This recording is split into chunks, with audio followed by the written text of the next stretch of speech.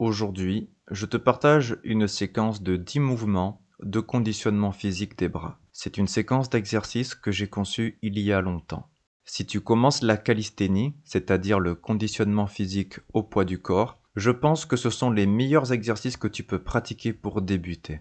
La pratique de ces mouvements va principalement renforcer tes bras, de telle sorte qu'ensuite, tu vas augmenter considérablement ta capacité à faire des mouvements plus avancés, comme par exemple les flexions de bras, c'est-à-dire ce que l'on appelle communément push-ups en anglophonie. Bien que ces 10 exercices ciblent essentiellement le renforcement des bras, de manière générale, si tu respectes toutes les instructions, ces exercices vont également solliciter, selon une intensité variable, différentes autres zones musculaires de ton corps. La pratique de ces exercices développera également différents muscles stabilisateurs. En fait, de manière générale, cette pratique améliorera ton équilibre.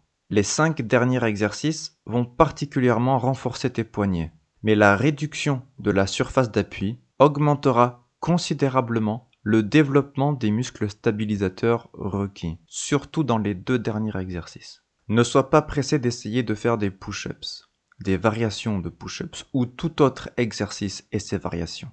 Prendre le temps de progresser à ton rythme produira l'avantage de ne pas te blesser, ou du moins de réduire ton exposition aux blessures. Si tu es à l'écoute de ton corps et que tu travailles de manière progressive, tu t'offriras la possibilité de ne jamais te blesser.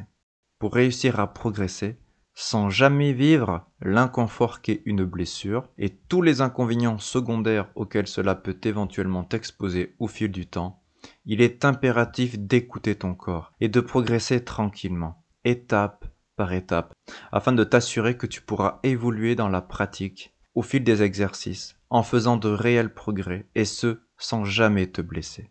Si tu souhaites que je t'accompagne dans ton évolution, en te proposant une progression adaptée à ton état de santé et à ton niveau, que tu sois un débutant ou un athlète de haut niveau, n'hésite pas à me contacter.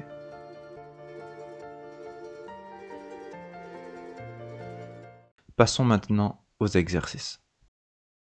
Dans une position quadrupédique, pose les mains au sol, bras tendus et écartés de la largeur des épaules. Puis, l'une après l'autre, tends les jambes. Les genoux ne touchent pas le sol. La base des orteils repose au sol. Durant tous les exercices, lorsque le buste est face au sol, il est plus ou moins parallèle au sol, du plancher pelvien au sommet de la tête. Et ceci est totalement volontaire. Ici, tu dois seulement veiller à ce que le dos et les fesses ne soient jamais plus hautes que le niveau de l'horizontale, c'est-à-dire jamais plus haut que le niveau de la tête. Dans cet exercice, il convient de prendre appui sur un bras et sur une jambe et de décoller une main du sol. Les 2 jambes restent au sol, mais l'appui principal se porte sur une seule jambe. La main qui décolle du sol se relâche au niveau du poignet de sorte que les doigts pendent vers le sol. La main qui se lève ne doit pas aller plus haut que le niveau du coude du bras de soutien qui est tendu. Dans cet exercice, il y a 2 subtilités qui sont très importantes. La première consiste à prendre appui sur une main et sur son pied opposé. Par exemple, lorsque tu décolles la main gauche du sol, tu dois prendre un appui sur la main droite et sur le pied gauche, essentiellement. De cette façon, l'axe de tenségrité principal permettant la stabilité et l'équilibre de ton corps repose sur une ligne de force qui est diagonale. Avant de décoller la main choisie du sol, je te recommande de presser volontairement dans le sol et simultanément la main et le pied qui sont les soutiens durant l'exercice. Si tu prends le temps de prêter une attention particulière à ce travail, tu vas augmenter l'efficacité de l'exercice. Tu vas augmenter les zones de ton corps qui sont engagées dans la pratique et tu vas t'exercer à maîtriser une clé biomécanique qui est peu connue et qui te permettra de réussir dans le futur à faire des push-ups sur un seul bras sans avoir besoin d'écarter de façon très importante tes jambes, mais aussi sans avoir besoin de te déhancher fortement pour réussir à faire une push-ups sur un seul bras. À l'heure actuelle, c'est une clé largement méconnue qui te permettra de réussir à faire une push-ups à un bras de façon stricte, c'est-à-dire aussi rectiligne que possible. Ce travail de compression volontaire dans le sol va aussi te permettre de renforcer de façon isométrique les fléchisseurs des hanches, des muscles qui sont très importants pour être capable de réaliser de nombreux mouvements de calisthénie. La seconde subtilité de cet exercice consiste à garder la ligne des épaules la plus parallèle possible avec le sol. Bien sûr, ceci signifie que tu dois alors plier franchement le coude de la main qui s'élève. Dans cet exercice, tu dois faire un transfert de poids d'un côté du corps à l'autre, notamment en bougeant les hanches. Mais fais de ton mieux pour bouger les hanches et désaxer ton dos le moins possible. Cela rend l'exercice plus difficile, mais les bénéfices sont plus importants. Sur le principe, cet exercice est le même que l'exercice numéro 1.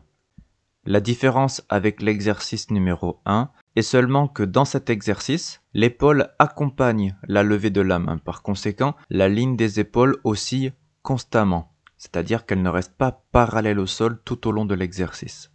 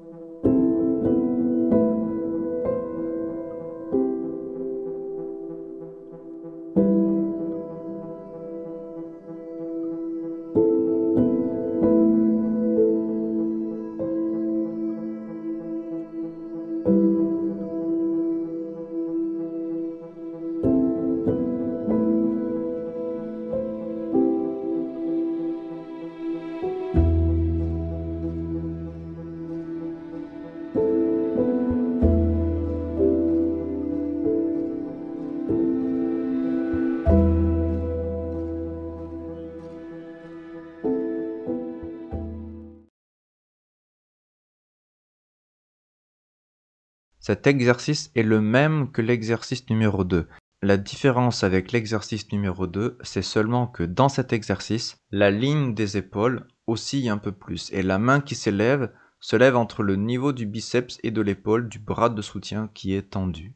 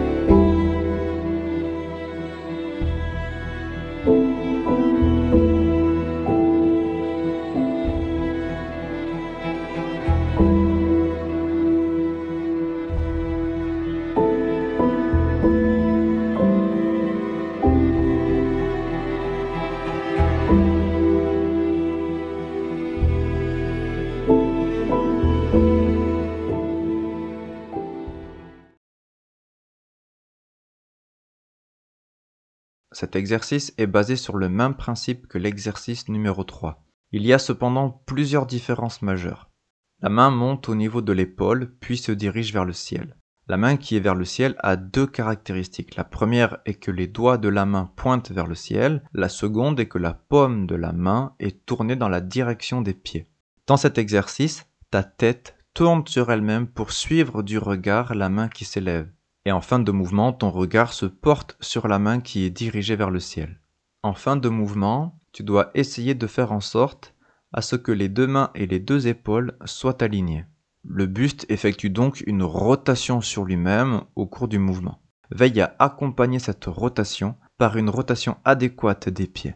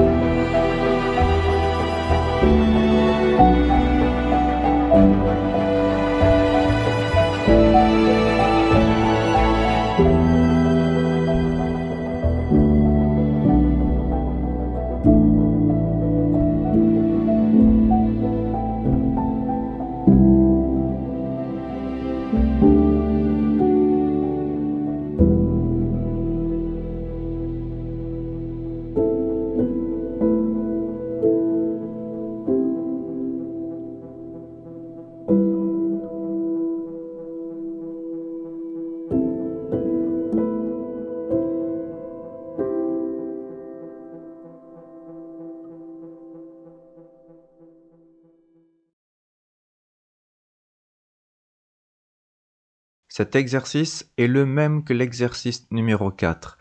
La différence avec l'exercice numéro 4 est qu'ici, la jambe opposée au bras qui s'élève se lève et forme un angle d'au moins 90 degrés au niveau de la hanche. Le pied qui reste au sol doit s'abaisser complètement, de sorte que la base des orteils et le talon reposent au sol. Prends bien soin de coordonner correctement les mouvements d'élévation et d'abaissement de la jambe avec l'élévation et l'abaissement du bras. Tu ne dois pas lever ou baisser le bras et après la jambe. Tu dois les lever ou les baisser ensemble, dans le même timing. Ceci est une composante importante de l'exercice et de sa raison d'être.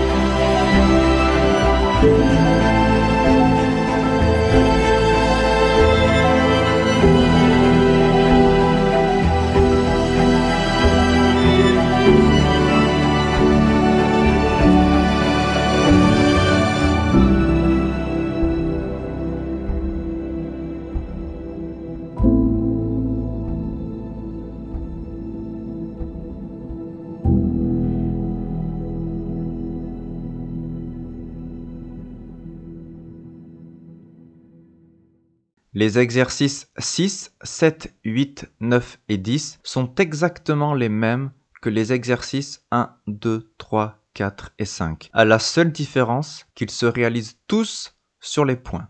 Dans l'exercice numéro 6, ouvre la main quand tu la montes et ferme-la à nouveau en point quand tu la descends. Lorsque tu ouvres la main, écarte les doigts autant que tu en as besoin.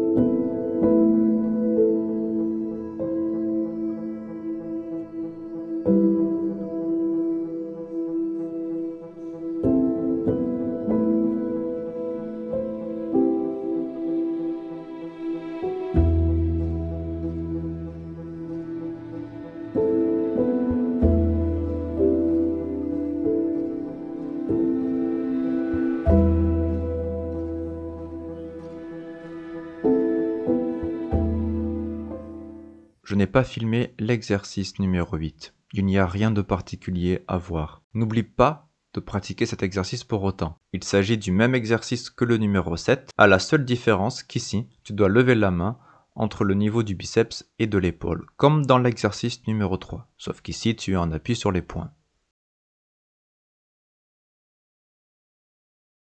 Dans les exercices 9 et 10, fais bien attention à ouvrir la main lorsque tu la lèves. Fais bien attention à tourner la paume de main vers les pieds, doigts pointant vers le ciel. Veille bien à ce qu'en fin de mouvement d'élévation de la main est ouverte. Et en descendant la main, tu dois la fermer en point. Mais avant de la descendre, tourne la paume de la main sur elle-même pour la diriger dans la même direction que celle dans laquelle est dirigé l'avant de ta poitrine, puis ferme-la en point et seulement à ce moment-là, descends-la vers le sol pour lui faire retrouver sa place initiale.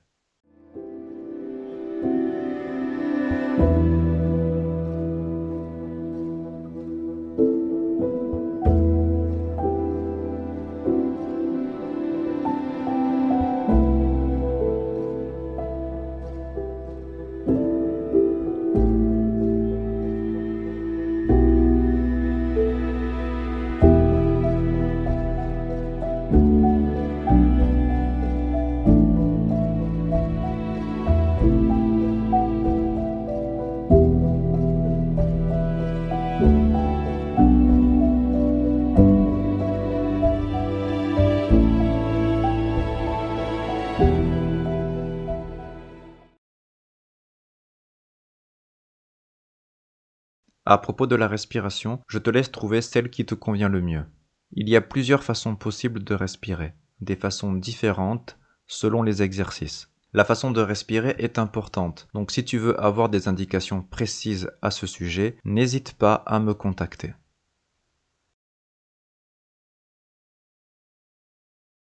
En ce qui concerne les mains, ne pratique pas les exercices comme moi. Ne pratique pas les exercices sur une surface qui est dure, qui est très irrégulière, parce qu'elle est rugueuse et râpante.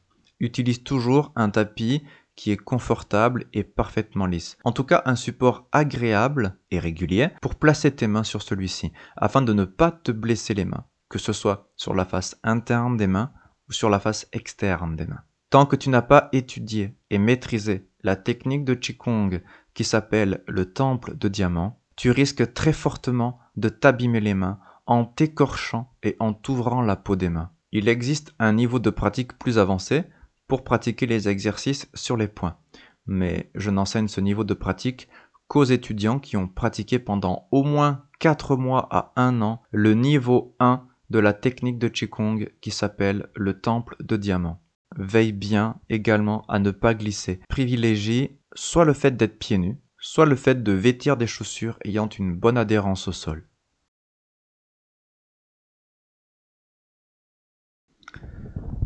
Le programme d'entraînement que je te propose se décompose en 2 thématiques.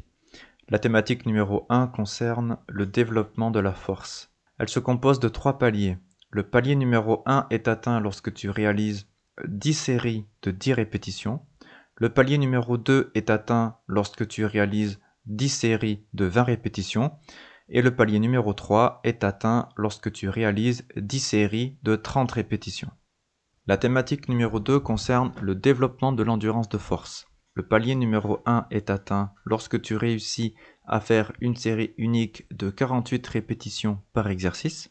Le palier numéro 2 est atteint lorsque tu réussis à faire une série unique de 72 répétitions par exercice. Et le palier numéro 3 est atteint lorsque tu réussis à faire une série unique de 108 répétitions par exercice. Pour la thématique numéro 2, on réalise en tout et pour tout, dans une séance, une seule série par exercice et seulement une seule. Lorsque tu débutes la pratique, je te recommande de faire seulement des séances de développement de la force. Lorsque tu en seras au palier 30, donc lorsque tu seras capable de faire 10 séries de 30 répétitions par exercice, tu pourras alors commencer à faire des séances pour le développement de l'endurance de force. À ce moment-là, tu pourras alterner le type de séance. Durant une séance, tu pourras réaliser la façon de pratiquer pour le développement de la force. Et pendant une autre séance, tu pourras réaliser la façon de pratiquer pour le développement de l'endurance de force. Et ainsi de suite, tu pourras alterner en permanence les 2 formes de pratique. En ce qui concerne les séries sur le développement de la force, la progression globale se compose de 3 niveaux. Le niveau 1 est atteint lorsque tu as accompli 10 séries de 10 répétitions par exercice. Le niveau 2 est atteint lorsque tu réussis à accomplir 10 séries de 20 répétitions et le niveau 3 est atteint quand tu réussis à accomplir 10 séries de 30 répétitions. Le protocole de progression que je te recommande est le suivant. Répète un exercice 10 fois de suite, sans pause. C'est cela une série. Fais une pause comprise entre 2 à 5 minutes ou plus si besoin. passe à l'exercice suivant et fais la même chose. Fais cela pour chaque exercice. Ça correspond au programme d'une seule séance. Fais ceci pendant 4 séances. Puis ajoute une série. Autrement dit, maintenant, tu fais 2 séries de 10 répétitions pour chaque exercice. Fais ceci pendant 4 séances. Et ainsi de suite, jusqu'à réaliser 10 séries de 10 répétitions. Puis passe au niveau 2. Réalise le même protocole de progression. Puis passe au niveau 3. Réalise là aussi le même protocole de progression. Quand tu n'arrives pas à accomplir un palier, à chaque nouvelle séance, recommence à ce palier, autant de fois que nécessaire. Valide une séance sur les 4 à faire avant de changer de palier, seulement quand tu as réussi l'objectif du palier en question. Tu peux réaliser tes 10 séries de 10, 20 ou 30 répétitions sur un seul exercice, puis passer à l'exercice suivant et faire la même chose.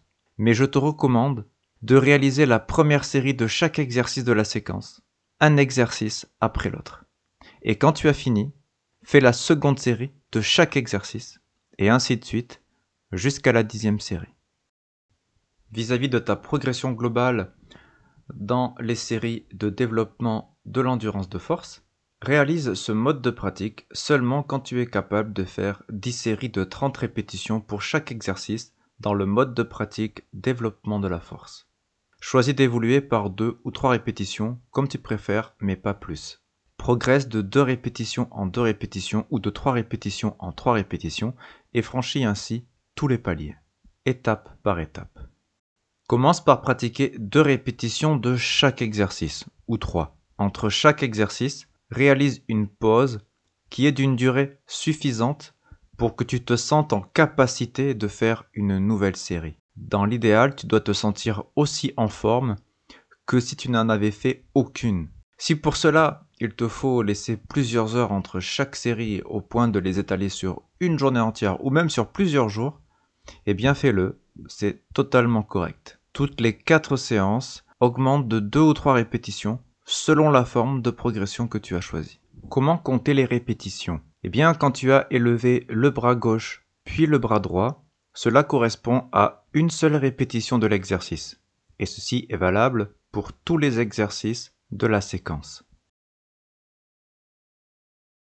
Lorsque tu auras atteint les niveaux maximum de chaque forme de pratique que je t'ai présentée dans cette vidéo, à ce moment-là, à chaque fois que tu t'entraîneras à cette séquence d'exercices, lorsque tu feras une séance dite de développement de la force, tu réaliseras à chaque fois 10 séries de 30 répétitions par exercice.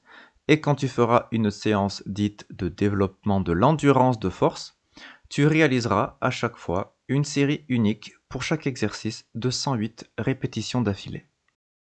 Si tu débutes en calisthénie, en ce qui concerne le travail des bras, puisque tel est le thème principal de cette vidéo, lorsque tu seras capable de faire 10 séries de 30 répétitions lors d'une séance de développement de la force, tu pourras commencer la pratique d'autres exercices de calisthénie pour les bras, tout en commençant la pratique de la séquence d'exercices que je viens de t'apprendre dans le mode dit de développement de l'endurance de force. Ceci m'amène à te parler d'un sujet qui a son importance. Ne te sens jamais perdu face à la quantité de pratiques que tu peux récolter au fil du temps. Lorsque tu auras un grand nombre de pratiques à ta disposition, il arrivera probablement un moment où tu constateras que tu n'as pas la possibilité de pratiquer toutes les connaissances que tu as dans une seule journée. Naturellement, au fil du temps, il est très probable que tu fasses des sélections au sein de l'ensemble des pratiques que tu apprends, en fonction de ton niveau, de tes goûts, de ta façon de penser, des résultats des pratiques, etc. Mais même en faisant cela, il est très probable que tu constates un jour que tu n'as pas le temps dans une journée de pratiquer tous les exercices que tu connais. Lorsque cela arrivera, tu devras choisir ce que tu veux faire dans une séance d'entraînement ou lors de plusieurs séances d'entraînement d'un jour spécifique. Certaines pratiques peuvent être les mêmes chaque jour et l'autre partie de la séance d'un même jour ou même lors d'une autre séance dans la journée, tu peux faire d'autres types de pratiques que celles qui sont fixes en fonction de tes objectifs et de tes goûts. Que tu fasses une seule séance par jour ou plusieurs, lorsque tu ne peux pas pratiquer tout ce que tu connais dans une journée, afin de pouvoir bénéficier de ce que peut t'apporter diverses pratiques que tu connais, alors tu auras besoin de pratiquer ce que l'on appelle des rotations de pratique. Par exemple, concernant le travail des bras, lors d'une séance, tu pourras faire les exercices que je viens de t'apprendre, et lors d'une autre séance, le même jour ou un autre jour, tu pourras faire d'autres types d'exercices. Il est intéressant de savoir que des pratiques variées te permettent de développer des compétences, des capacités variées. Et ça, c'est quelque chose qui est très intéressant. La longueur dans le temps d'un cycle de rotation de pratique n'a absolument aucune importance. Cette façon de pratiquer en utilisant une variété d'exercices différents que tu alterneras dans un cycle de rotation de différentes pratiques, eh bien ça fera de toi un individu aux capacités physiques plus étendues. Pour en revenir à la séquence d'exercices que je t'ai apprise dans cette vidéo, si après ta pratique, tu te sens en capacité de faire d'autres exercices, tu peux en pratiquer d'autres. Et ceci est valable pour chaque type de séance, quelles que soient les pratiques concernées. Toutes ces informations sont assez denses. Alors, pour t'aider à y voir plus clair et pour suivre ta progression avec efficacité, je t'invite à prendre des notes et à organiser sur ces notes ta progression. Je te recommande de prendre tes notes pour organiser ta progression sur des feuilles volantes. C'est mieux qu'un cahier parce que ça te permet d'organiser tes feuilles comme bon te semble, d'en rajouter où tu le souhaites, etc. Il y a plein de façons d'ailleurs d'organiser ces feuilles de notes pour ne pas s'embrouiller, mais je te laisse exprimer toute ta créativité pour accomplir cela. Je te recommande de bien organiser tes notes pour que tout soit simple et facile à suivre. Peu importe quand dans le temps, mais quand tu auras réussi à accomplir tous les paliers importants du programme, c'est-à-dire quand tu arriveras à accomplir 10 séries de 30 répétitions par exercice dans le mode développement de la force et 108 répétitions dans le mode développement de l'endurance de force, je t'invite à revenir ici et à me laisser sous la vidéo un commentaire pour me parler de ton expérience. Cela me fera vraiment très plaisir de te lire. Et pour finir, j'ai une question. Auras-tu la discipline suffisante, la patience et la persévérance nécessaires pour suivre un tel entraînement et valider comme étant réussi tous les paliers de cette pratique? Seul toi peux répondre à cette question. Mais n'oublie pas, prends ton temps et va à ton rythme. C'est extrêmement important. Et bien que cette vidéo soit très complète, je n'ai pas tout dit. Alors si tu as des questions, ou si tu veux que je t'accompagne et que je t'entraîne, quels que soient tes objectifs, n'hésite pas à me contacter. Et sur ce, je te souhaite d'avoir une très bonne pratique si tu souhaites te lancer dans la pratique de cette séquence d'exercices.